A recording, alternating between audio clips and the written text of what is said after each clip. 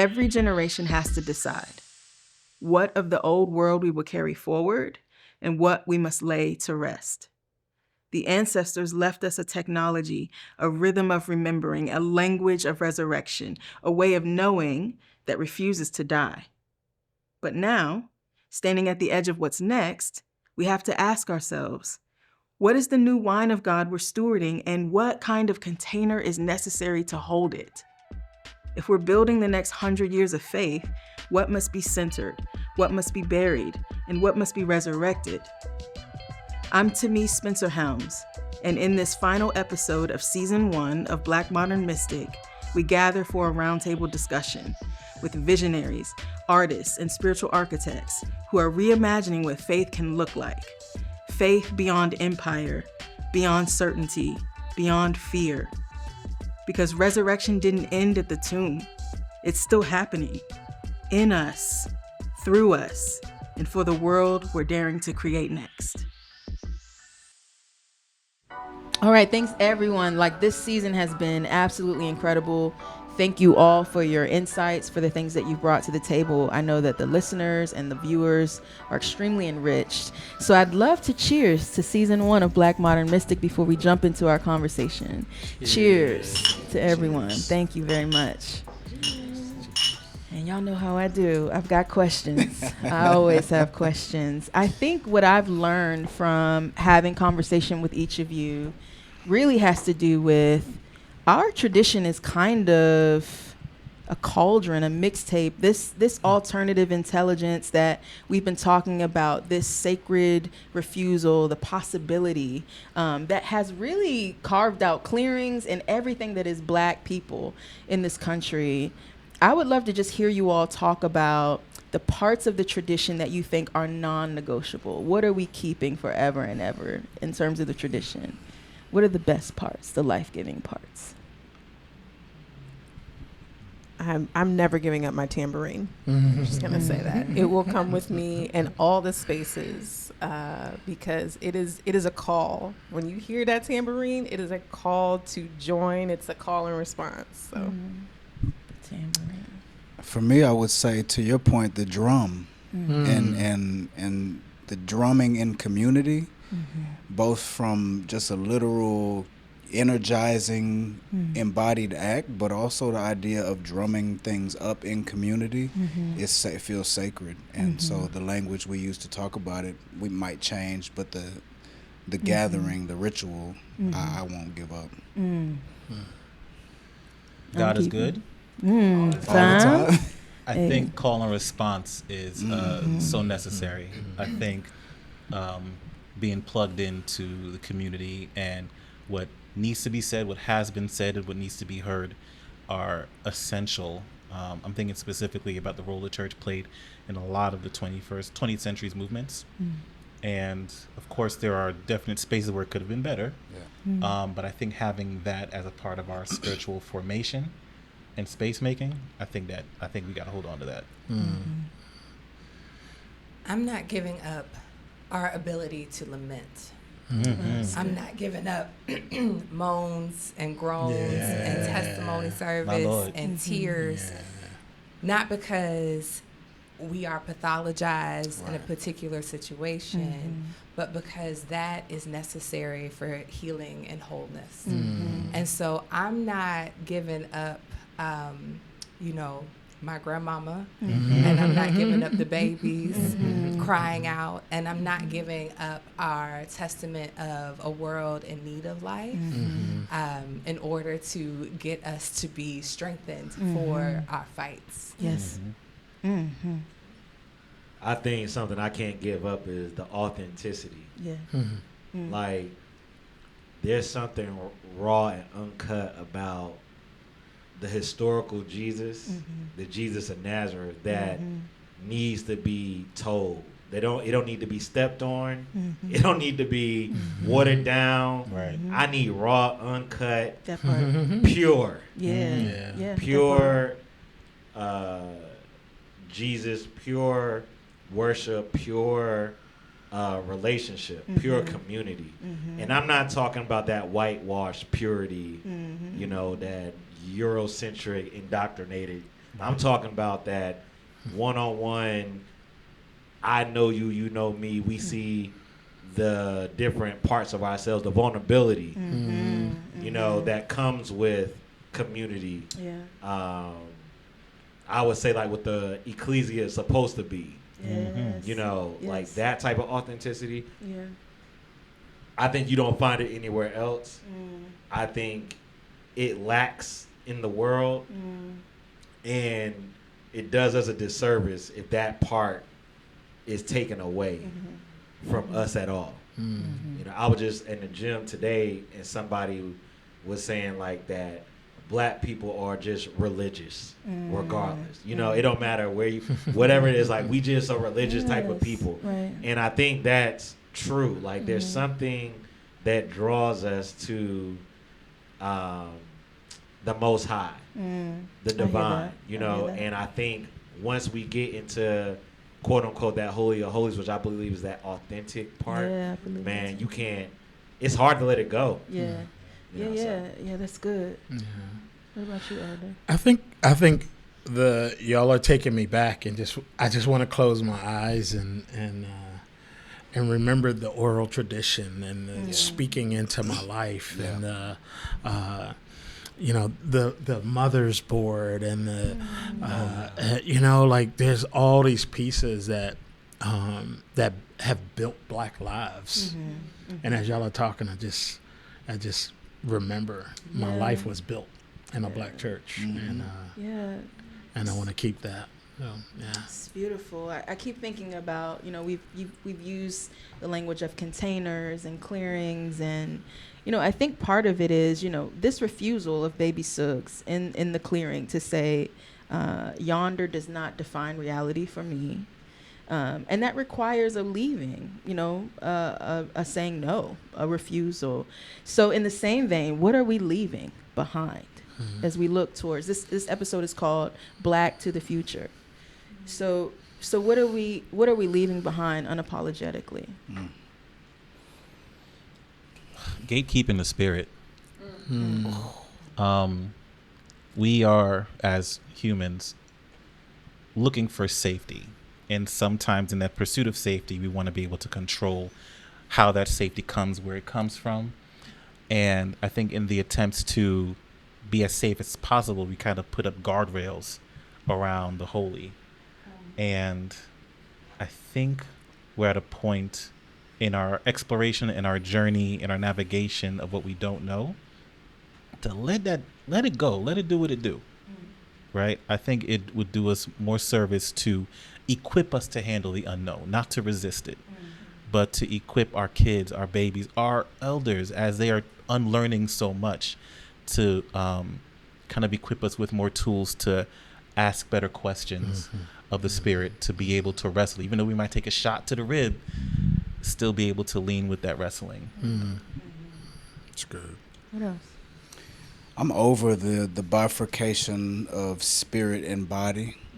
And of course, you know, we talked about that in different ways, and people have challenged that, but just really learning how to radically accept our body and our being as a dimension of spirit, as connected to spirit in intimately and energetically, and just finding ways to reclaim those dimensions of ourselves that are good, that are spiritual, but that may or may not have, we've been conditioned to believe that we need to push down or deny unnecessarily, or things of that nature. So for me, it's really a way to try to reclaim the sensuality of our religious and spiritual lives, and understand that is the design.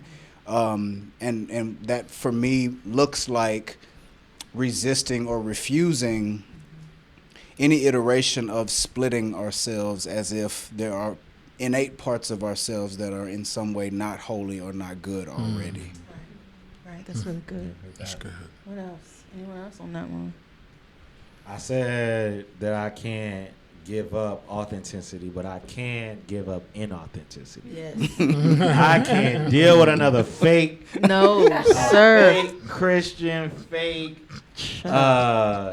anything fake, anything fugazi, anything that appears to be something that is not. Like, we gotta let that go. And I think some of that is masked in ignorance, which we can give it past, give mercy, show mercy. But I think when you know better and you don't do better, like we gotta get rid of that, because there's too many people who I think are being robbed of the richness of the love of our faith, because there's too many people who are inauthentic.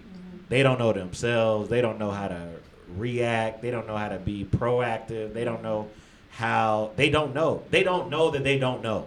Right. And I think that causes more problems than good. Part of that is going even to what you're saying of like this separation of my spirit versus my body. I say the same thing about my race. Like, I don't have to separate that I'm black and that I'm Christian. Like, you know what I'm saying? They don't need to be, because I'm authentically me. It's only when I'm inauthentic and I've been, indoctrinated or whitewashed or brainwashed or whatever wash you want to call it, you know what I mean, that you think that there needs to be some type of separation. Like, nowhere in the text am I going to sit there and try to find that Jesus was, Jew first, or first of all, he wasn't even a Christian. Let's put that out there. Right? Second of all, he didn't have to separate any of it. There's plenty of texts where he deals with race and race relations, and he didn't separate. Matter of fact, he leaned into it. He knew who he was. And I think if we can get rid of this inauthenticity that has acted like a cancer into our sacred places of worship, I think we would be better as a body, but everyone else who would see us will be better as well. Yeah, I know that we talked a little bit about that in our conversations around the ways that I have seen hip hop as a kind of a basis for theological anthropology, because of the ways that hip hop, the way it frames, perfection is a myth. Right? There is no such thing, which now we know that the universe is still expanding, so perfection is definitely a myth, because the world's not even complete. But I do think that what hip hop gives in a very beautiful way is this sort of iterative becoming, that like there is a process of going from glory to glory, of like actualizing your authenticity. I would say, for me, one of the things that I'm letting go of is depravity. I refuse to consent to my own erasure. And I think that that's what Baby Suggs gives me, permission to love what Yonder has told me to hate. And I'm hoping that in the midst of our conversation, and as we continue these seasons, that we learn what it means to stand up in this kind of authenticity. I think authenticity is a fruit of that resurrection technology at work. So I want you all to brag on your work a little bit more. I want to hear a little bit more about how you think your work is Black futurism.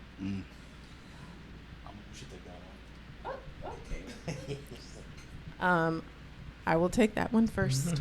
I want to start by answering the question that you just asked. What are you leaving behind? And I'm leaving behind not starting our story with Imago Dei. We start talking about, the sin and the snake and stuff, but that's like a few chapters in. And before that, God gets really excited about making us. Says, ooh, wow, guess what? Guess what I'm getting ready to do? We're going to make this being, and it's going to be like me. And showed it off. And then said, look what I did. And called us good. And I want to let go of not starting our story there. And so that's really how I couch my work. I couch my work in this idea that if your worthiness is the primary, most important, most vital part about you, then how do you tell your story? Then how do you show up? Then what do you have permission to do and to be and to ask questions about? Then how does wonder come and meet you? How do you engage awe and curiosity if you're already worthy and there's nothing to earn and you can't lose it? Because those are a lot of the messages that we've gotten, and the freedom that happens when we're just allowed to say, you don't have to try. It's already there. There's something that opens up and there is a returning that we can pull into our present and bring into the future. And it's that childlike awe and wonder. It's the play that we were told to pack away with our youth because we have to adult now, and now we need to be productive. And it's the lie that play is actually not one of the most productive things that you can do. It really is, because it allows you, and I know Dr. Green can speak to this as well, it allows this openness of flow, of creativity, the innovation that's already in you to be able to come to the surface, because everything else is cleared, like the clearing. You clear out the other stuff that's blocking it from coming up, and it comes up, and there's an aliveness that's there.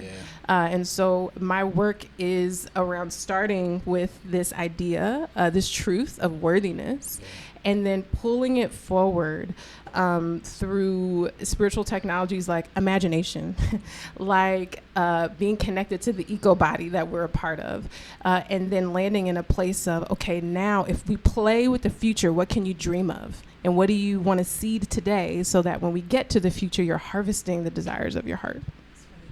That's good, Naya. And I got to piggyback on you. You know, you talk about Imago Dei and talk about flow and play and creativity. And, you know, it sends me back to my work and my own experience as an athlete, a black athlete in the United States, where you are pigeonholed into a box, right?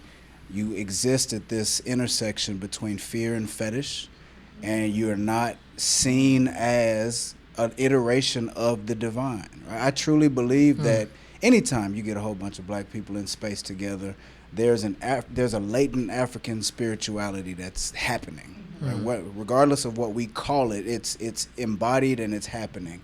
And when I look at athletes, especially black athletes, because of my own experience and also because of the kinds of things that you have to negotiate politically, I see, you know, a futurist thought is I see black athletes as divine iterations of, I like the idea of trickster, right? Flipping scripts. And it's funny because, you know, in the same way that an athlete can be seen in the public as a beast, right? Cast as a physical specimen and not seen for the actual, the cognition that is happening. But even deeper than the cognition, this is a literal manifestation of the divine. So when you talk about the Imago Dei, and I think about even the lawsuit, the name, image, and likeness lawsuit that I was a part of as a college football player. Unfortunately, I was born a little bit too early because I didn't play during NIL time. Right. But this idea that if we are truly born in the image, then there's something inherently divine in all of us, that we are iterations of the divine, whose minds work differently, whose bodies work differently, and all of us are engaged in the embodied relating and what I call energetic intimacy in relation to each other before we learn what to call it. And so for me, it's giving myself permission to call these different enclaves of black embodiment divine first, and then learning from how they move, how they interact, how they operate outside of any white gaze or even Western Christian gaze, even if that means we need to use different language altogether, which I'm for. That's absolutely. I want to pick up on that point you made about the white gaze. There's a couple of things that make me think, and I'm going to cue up Dr. AVA and Elder, because in Dr. AVA's episode, what we talked about was this idea that the divine could be held in Mary's body. And earlier, Elder and I were talking about how, you know, in white space, certain language is not okay. It's considered either not academic enough or heretical, right? And so can we speak to a little bit of this, like the necessity of refusing the white gaze? Let's talk about the white gaze and how and why it's important to refuse that as we build and create the next things. That's a loaded question. I know. There's a lot there. I'm going to circle back to what I would like to see dismissed from our ecclesial presence. And I think that's an adherence to theologies and a vision of God rooted in scarcity as opposed to abundance. Yeah. I think that ideas of scarcity limit who we see as valuable, limit our ideas of whether or not I'm in competition with you or whether or not I'm in community with you. Our ideas of scarcity feed into the monster of capitalism, the monster of violence, the monster of and the evil of so much that's going on in the world, and the monster of the egos that are so deeply tied to Christian life. And even they've infiltrated expressions of Black Christian life. I'm really willing to let go of celebrity, full stop. Indeed. I like that. But I think that even this question of purity, and particularly its relationship to whiteness, and a vision of what God wants that is rooted in sending other people to hell and naming that I've got it right and feeling very proud and happy and safe and secure, but that requires you being wrong.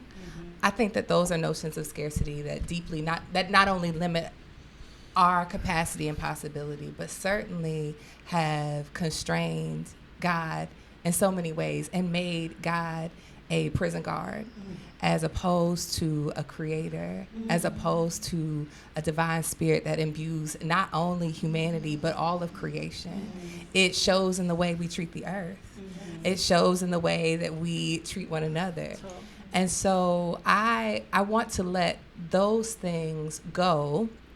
And for me, the work that I've tried to return to and the sites that I've tried to return to have been resisting the ways that Black mothers have been demonized and the ways that we have demonized Black life from the womb to those who are living, the ways that we have capitulated to ideas of Black men, Black women, Black people as monstrous, and the ways that has been inflected in everything from, you got arrested because you didn't follow authority from the pulpit.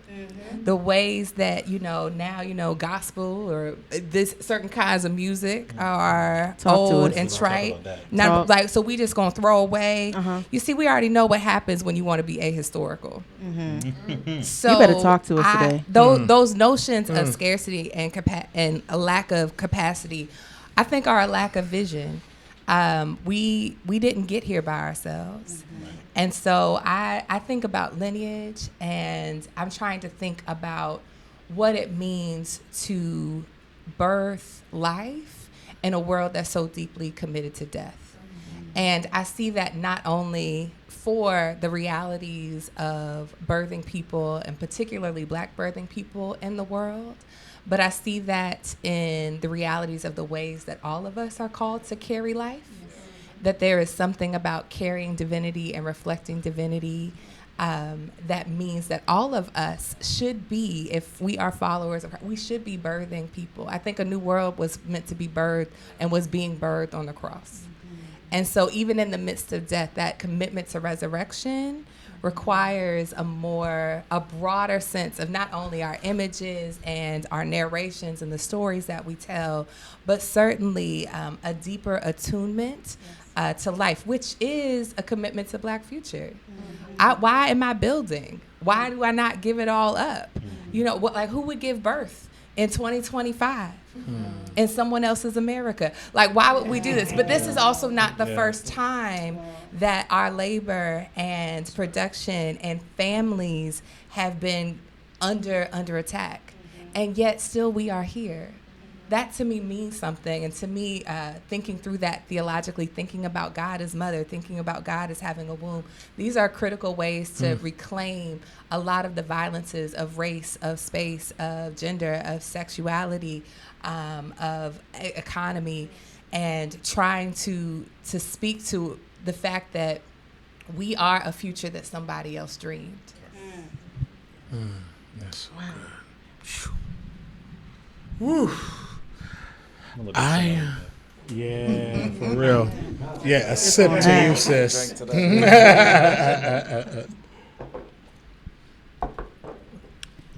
I would like to recover the central theme, I think, of Scripture, and it is liberation. And get rid of this idea that have come through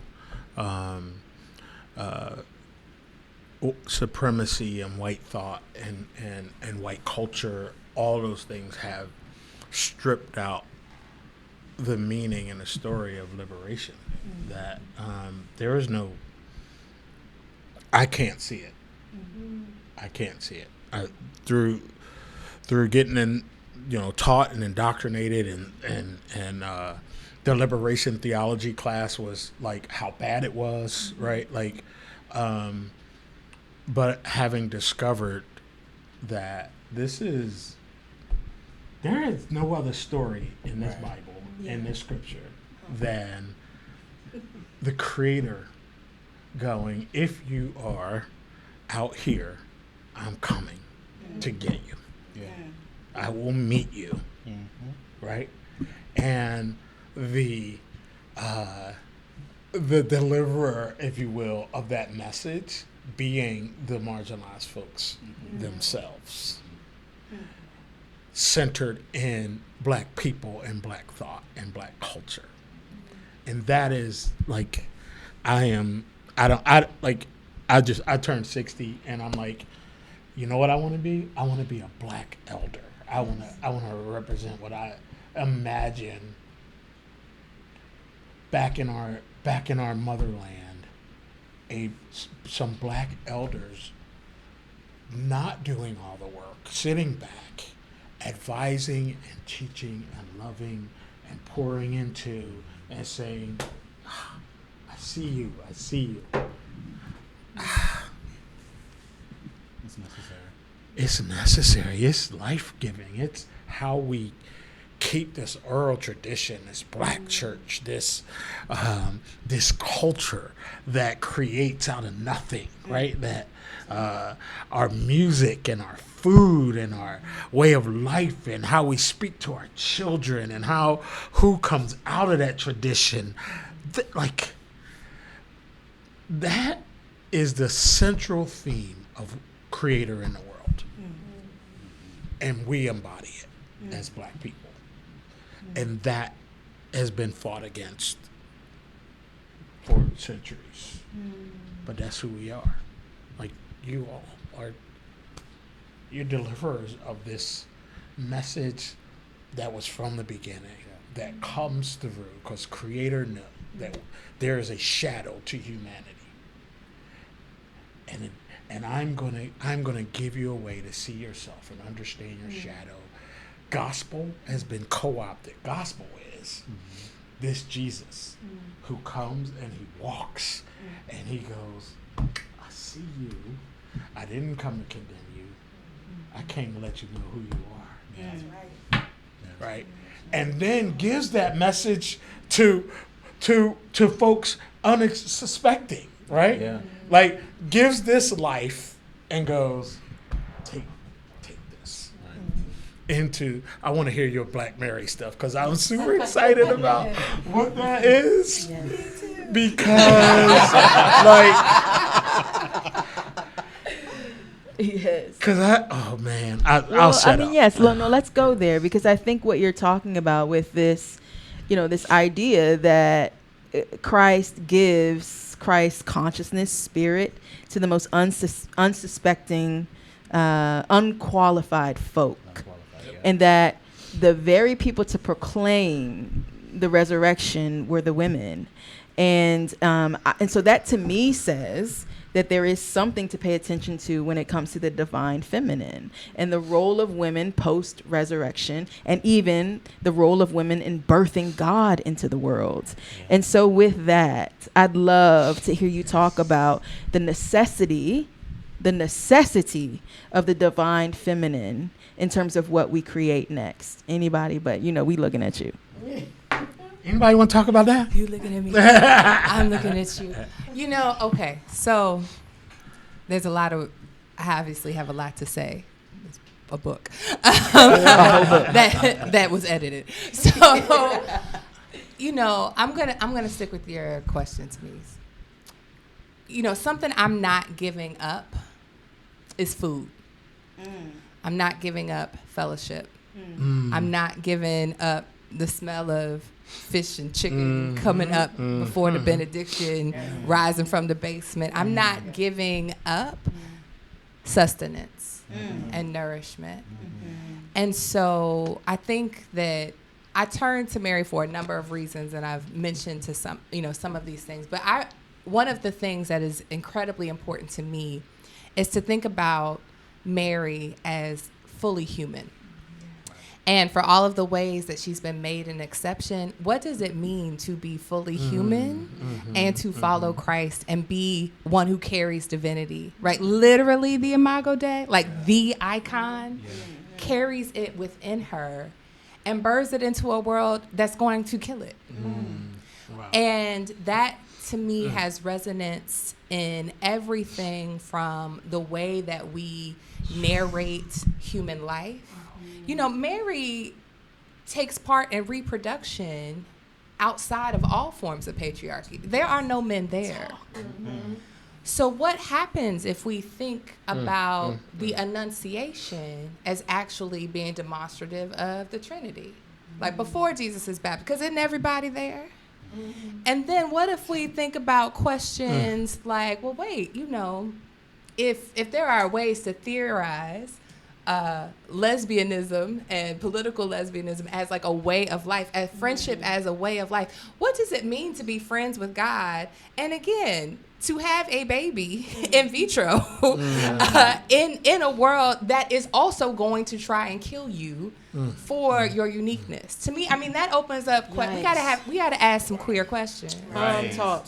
And so we have to stop thinking about a notion of God and capitulate to a notion of God that is so deeply rooted in a commitment to colonial thought and a commitment to colonial violence. Yes. We are seeing it play out day in and day out as we speak. And I mentioned this, but my commitment to food is because Jesus fed the people. And when our material needs are not cared for, when our healthcare is not sufficient, when we are hungry, when we are desensitized to people starving and experiencing famine all around the world, and they're usually folks who are melanin rich, who have become and been systematically impoverished. There is so much that we lose. And so for me, there is something about returning to a site of divine breath and divine life, returning to our bodies, our minds, our thoughts as being co-creative with God, and to acknowledging those possibilities without infantilizing anyone or, coming with the same platitudes and the same old, not recognizing the reality of what it is to walk this earth. Mary watched her son be killed unjustly by the state. And if Black folks in 2025 cannot relate to watching sons and daughters be unjustly killed by the state, what does that mean to think about mothering? What does that mean to think about parenting? What does that mean to think about believing in a future even when you can't see it? I love resurrection theology, and I also want to say, what happens when you're still in the days in between? What happens on Saturday? And then I love resurrection theology and the commitment to that, because I think our commitments for all that we have been through, but also for all that we still hope for and still build, we can't take for granted that just because resurrection happened. And I think about this a lot with Lazarus. Lazarus gets back up. that doesn't erase all the grief that I felt while he was dead. That doesn't erase the trauma of seeing somebody ripped apart and stabbed in the side on a crucifix in front of you. And so what does it mean that healing is not about erasure? That resurrection is not about forgetting? That wholeness doesn't mean that somehow everything is photoshopped. No. I think Mary helps give us that because, one, you don't go through birth and come through it unchanged yourself. And I think it's a reminder that we serve a God who, according to tradition, maintains both the wounds and the scars. Exactly right. As part of resurrection in life. So my commitment is always to more life. And to me, the womb and birth and possibility, particularly where that's where life is already beginning to be curtailed in this world, to me, that's a beautiful place and a God place to start. That's beautiful. I want to cue up X and Naya and Nick really quickly because you said something, Dr. AVA, about divine breath and divine life in dark, like you kind of alluded to like dark place or like void on Saturday. How do you all see the use of language, of wonder, of awe, helping to sort of hold us on Saturday? Where is divine breath and divine life captured in, theopoetics or in awe and wonder or in hip hop and expression? Where do y'all see that at work?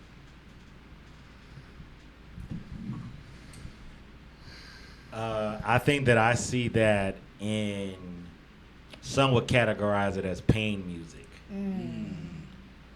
I don't know if y'all, how deep y'all are in hip hop and all that stuff, but the first thing I think about right now is there's a song by a kid named Friday featuring a dude named Meek Mill. Meek is from Philly. Meek was arrested. He was in jail for popping a wheel. I mean, he violated probation for popping a wheelie, yes, and then he had to sit on jail. And so he helped him, Jay-Z, Rick Ross, and Michael, was it Rubin? Or one of the owners of, I think, the Philadelphia 76ers formed this whole reform movement to not only get him out, but get other people who have been incarcerated out. Anyway, in this song that Friday and Meek has, Meek does a verse about his father. His father was killed when he was a kid. And he talks about just like how that moment changed him. How sometimes he goes back to the block that his own father was killed at. You know what I mean? How he doesn't want to go to his grave sometimes because he might try to dig him out. You know what I'm saying? Like that type of moment. And I think that language has always been a vehicle for the marginalized, the oppressed, the ones that need to be liberated to use to get their point across. Hip hop was born out of distress. The Bronx was on fire. You know what I mean? Like people were devastated. They didn't know what was going on politically. It was going crazy, and these group of kids from New York decided to throw a party to have a good time to try to get themselves out of it. And then some of those group of kids decided to write a song called The Message, which would be, could argue hip-hop's first conscious, record. Everyone thinks about, Rapper's Delight, a hip-hop, hip, you know what I mean? And that was rap's commercial. That was the mask. But the depth of what hip-hop is, you could find it in The Message.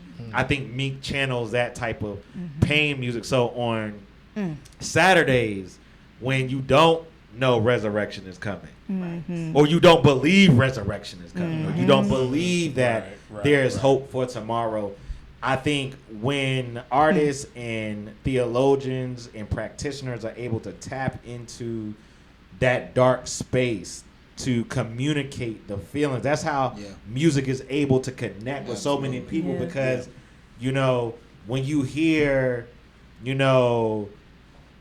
I never seen a man cry till I see a man die, like something in you feels or connects to that, or there's no way I can pay you back, but my plan is to show you that I understand, I appreciate. There's something in you that you can you can feel and you can connect to. So I think that I can't even take credit for this. I got a friend who says Jesus is the best rapper alive. You know what I'm saying?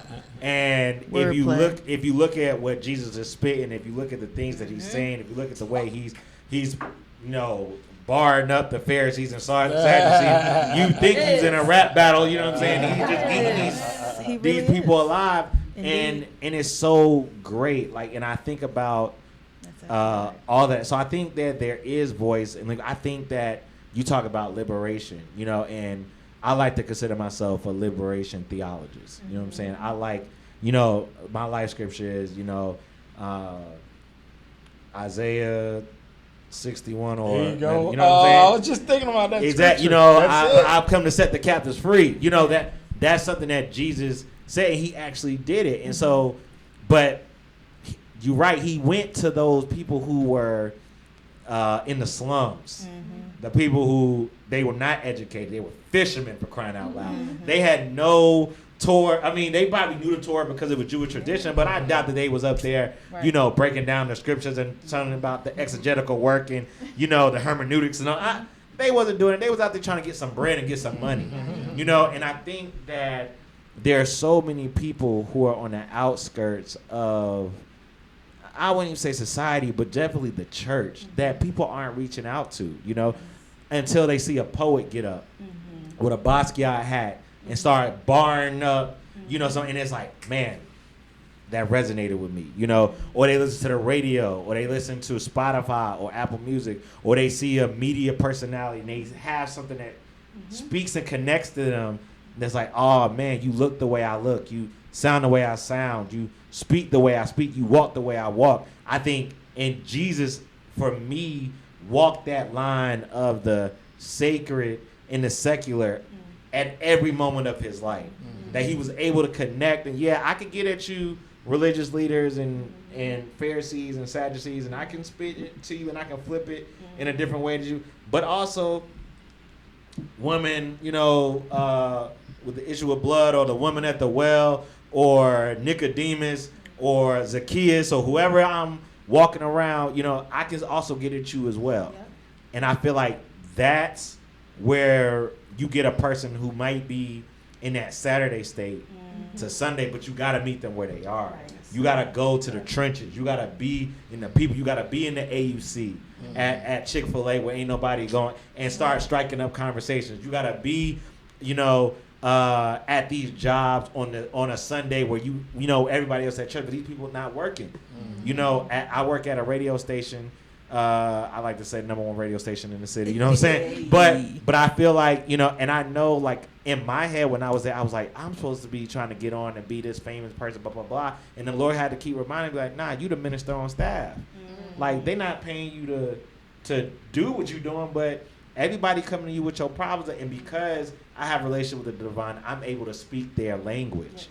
And I think that's the thing. That's what kind of like Babel messed us up. They just split our languages up, and now we can't communicate. So it's so enriching and so refreshing when you can get somebody that speaks your same language, that y'all can communicate and y'all can bond on a different level. So I know that was a lot, but no, that's great. That's Thank good. you. Saturday.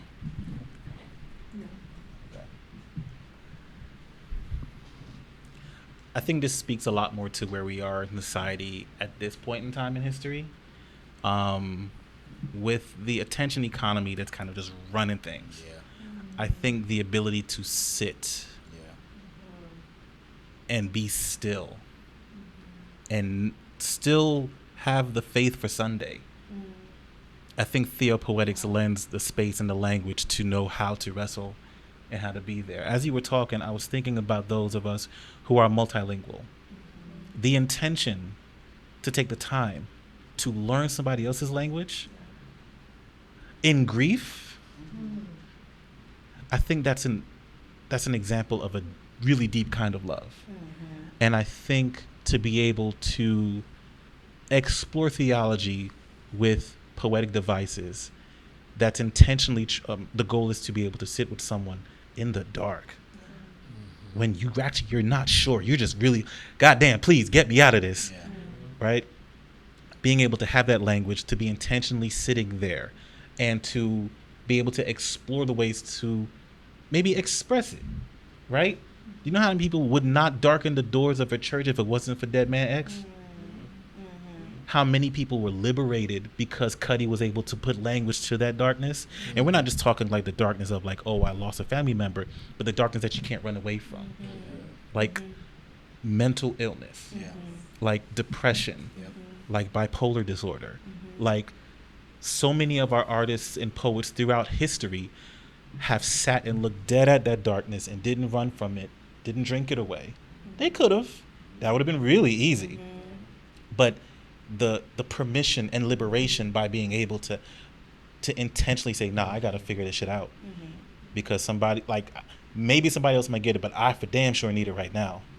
God, where are you? God, what's happening? I don't understand this. I'm about to call it quits.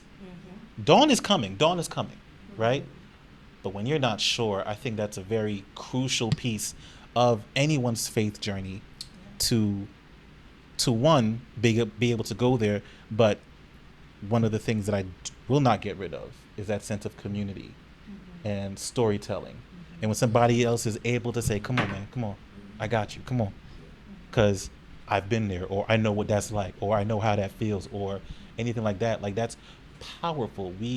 All we got is us. We all we got, right? So I think I'm compelled by that.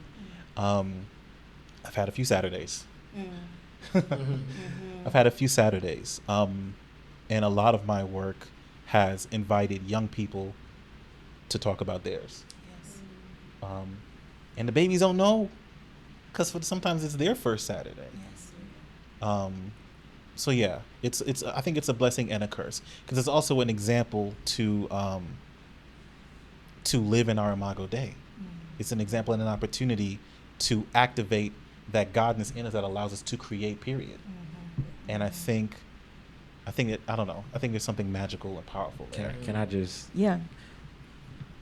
I think I thought about what you just said it's something powerful about being able to act in our Imago Dei. Like, you know, I know you didn't plan for this to happen, but I'm gonna have to give you your flowers, because like, you don't know how many people are probably gonna watch this and be able to say, man, I see myself in at least somebody in this room. You know what I'm saying? And I know for me as a person going to theology school, being this young hip hop heavy type of person, it felt really weird. I thought that I had to fit in this particular box in order to be accepted. I thought that in order to preach the gospel or to be living out my ministry, I gotta be on some pulpit with thousands of people sitting there, and I gotta be dressed in some suit, and I gotta do it this way. And it wasn't until I got around a group of people and I had someone speak life into me to say, no, you need to find your voice. Like, what's God calling you to do? And me being able to sit in a Saturday moment and listen to the Spirit download into me, like, no, you're going to do it this way. Yeah. You know, and for me to actually accept and believe that it was okay for me to live in that space, that other people would then being able to get liberated. You know, and unfortunately sometimes, whether we talk about the black church or just black people, we have a lot of groupthink. And it's always the leaders or the radical ones, the mavericks, the ones who don't quite fit like everybody else, again, like Jesus, you know, that someone else is like, once they make their step, then everybody else decides to make their step too. So the fact that you have a group of black, intelligent, smart, theological, ratchet people in this space, Talk. you know what I'm saying, is beautiful, because each of us takes up space in different arenas that people might try to write off. But if you wasn't obedient to what God had put on your heart and your spirit to even call all of this, whoever's watching this 5, 10, 15, 20, 30, 100 years from now wouldn't be able to say, man, like, oh, I can go into, you know, I can get a doctorate and I can look at a person and a character in the scripture and make a whole theological perspective of it. Oh, I can get on stage and use my gifts and talents to do this. Oh, I can live in my whole authentic self and be able to still bring community around. Like, this is something special. Like, this is what it's supposed to happen. This is what happens like when the spirit moves in this may be just a microcosm right now. You know what I'm saying? But who knows the way that God's hand might be able to expand and touch so many other lives. So I think we have to continue to remember to live in our Imago Dei no matter what, even when we don't feel like it, even when we don't give up. And yes, we may have to call upon each other. We might have to go read some things. We might have to listen to some things to retrain our mind and remind us, you know, because I think that's also what Jesus had to keep reminding. Like I said, didn't I say I was going? I said I was going to get up. I done told you. You relate to that when you have children. It's Didn't I just again?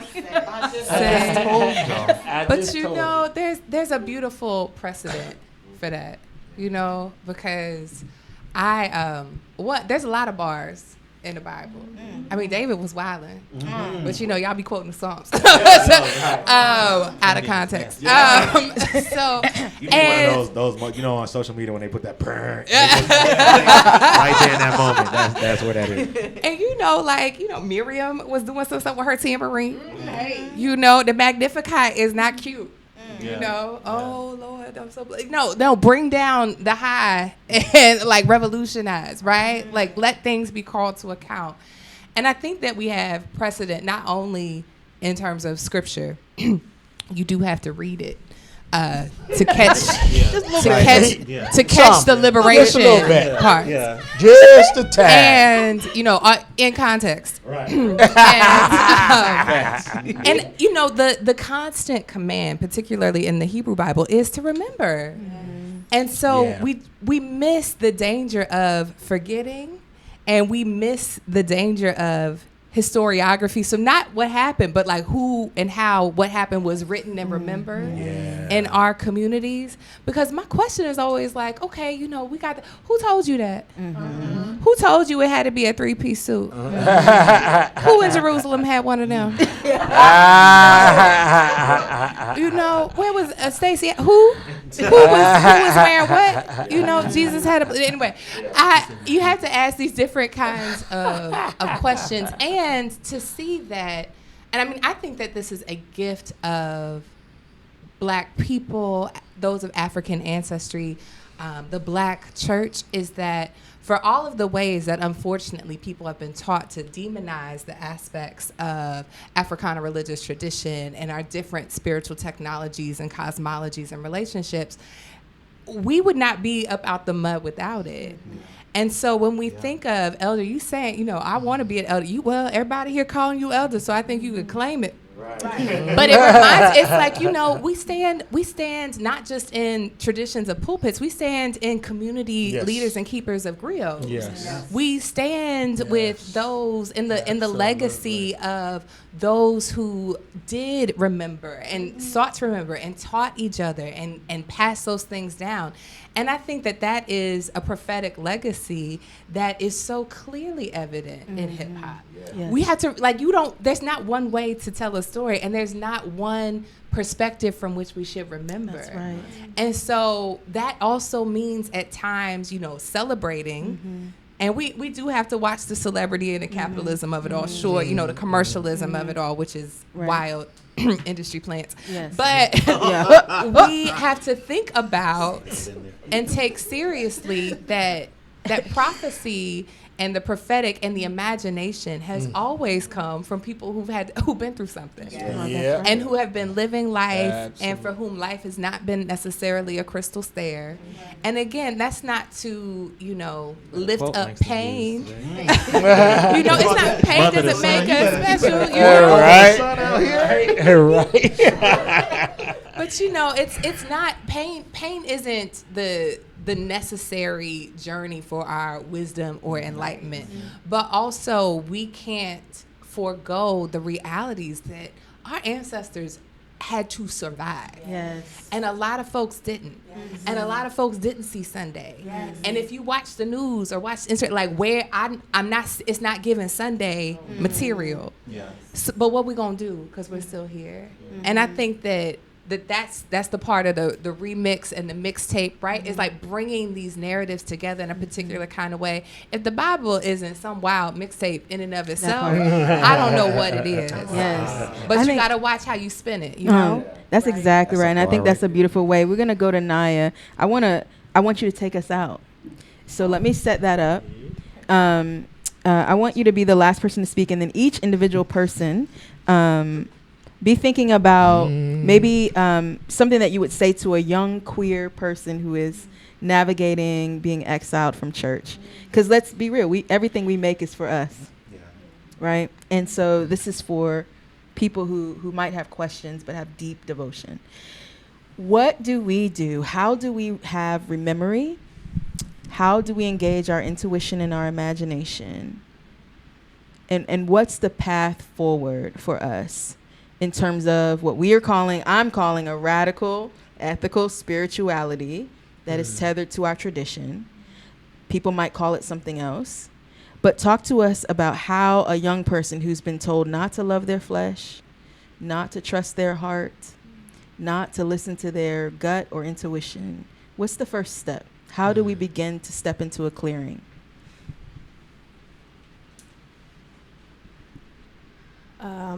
I think the first thing you have to do is recognize that you are in a Saturday. Actually, I wrote a piece about Saturday because it's kind of like, and if you read in the text, it's like, and then it was Saturday, and then they just move on. But it was a whole day. It was a whole 24 hours where people had to reckon with the fact that they just watched their hope be killed and put in a hole in the ground.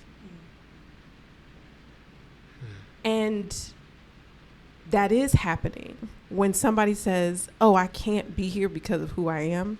When somebody recognizes that they're being asked to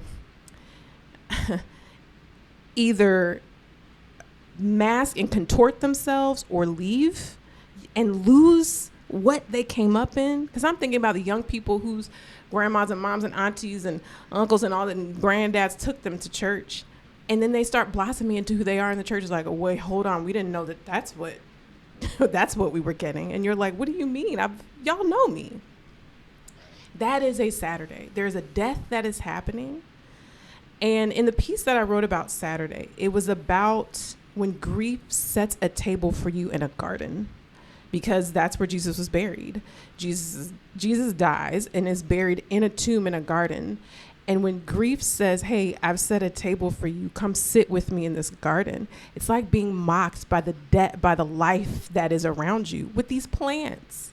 There's things growing, there's birds and there's bees and there's the seed sprouting and the potential for life in this garden that is housing death. And that shit sucks. That's what Saturday is. And the ask is to not deny what's happening in your body. The ask is don't keep the tears from running. The ask is to not refuse your own rage, but to come sit at the table with grief for that day, not knowing that Sunday is coming. I know he said he was going to get up, but right now he dead. And I'm sitting in the garden where there is life and death. And it's a really difficult place to be, but there is a table set there.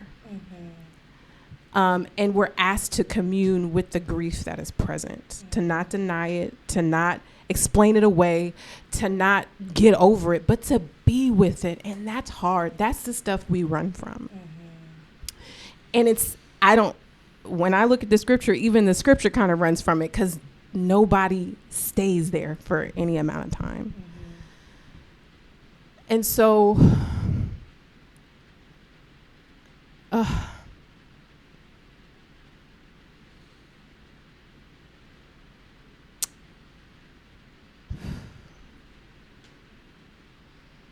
the pain of the both and in those moments and those days where you're being asked to choose to be someone other than the expression of the divine that you have been created to be is evil. It is unjust. it is not of God. And God is not holed up in that building with those people who said you can't come in there. God has always been more. God has always been expansive. And God does this thing with the earth where in a few days, a tomb is transformed into a womb and Jesus exits and the earth brings him forth. Mary brings him forth first. Then the systems kill him. And then the earth says, all right, I got you, baby. I'll be your second mother, and brings him forward in a way that he cannot be killed. And I think that that is the promise that Creator has given us. You might have come up in the church. You might have found your way there. But when they say, oh, no, we're not going to have that, there is a birthing that happens beyond those walls. There are midwives and doulas, and there are those who will receive your coming forth and your coming out. And we're here, right? We're here, and we're waiting, and we're so excited that you are who you are.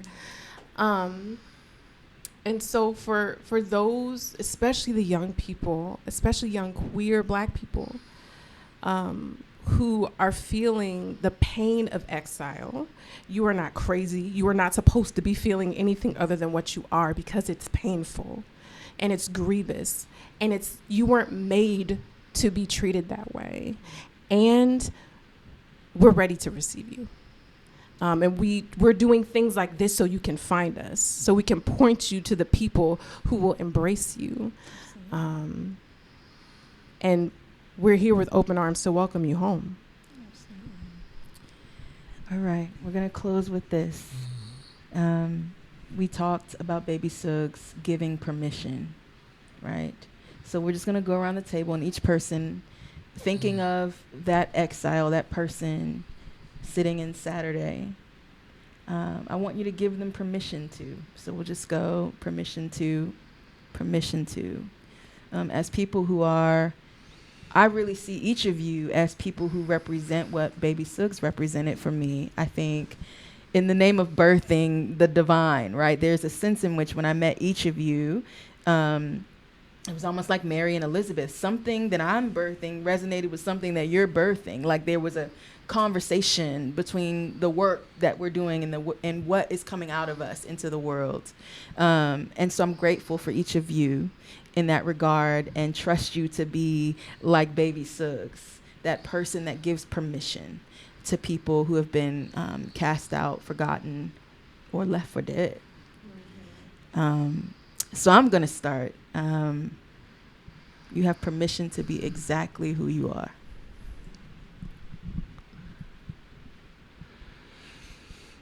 You have permission to be your unassimilated self in the world.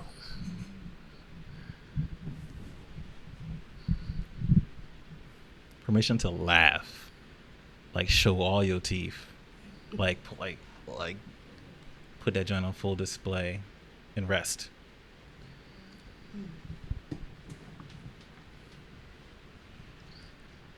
You have permission to speak.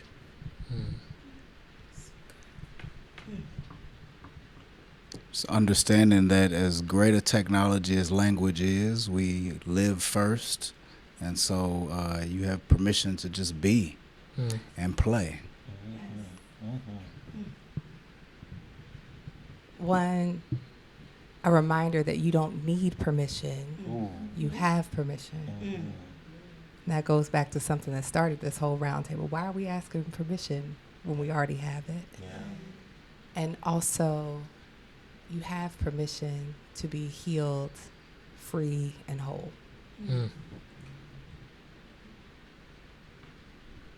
Ashe. Ashe. Amen. This season has been my attempt to bring you the concepts and the voices that have shaped my own journey towards spiritual liberation. My goal was to give you a taste of the brilliance and the beauty and the sacred work of the people we met. I wanted to remind you that faith can always be resurrected from the dead.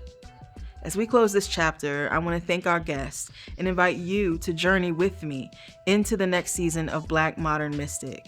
as we go in search of the ancient, the contemporary, and the future technologies of faith. We're going to go deeper into the Hush Harbor spirit, tracing the codes our people left behind, remixing what's been broken, and remembering what's still alive. If you want to keep walking with us, you can find more resources, writings, and reflections at blackmodernmystic.com. And if you're ready to go even deeper, join The Clearing, our digital Hush Harbor where we gather to unpack the episodes, practice together, and explore what resurrection looks like in real time. Thank you for listening to Black Modern Mystic, as made by Dr. Mommy. Oh, and don't forget to support the show. Bye.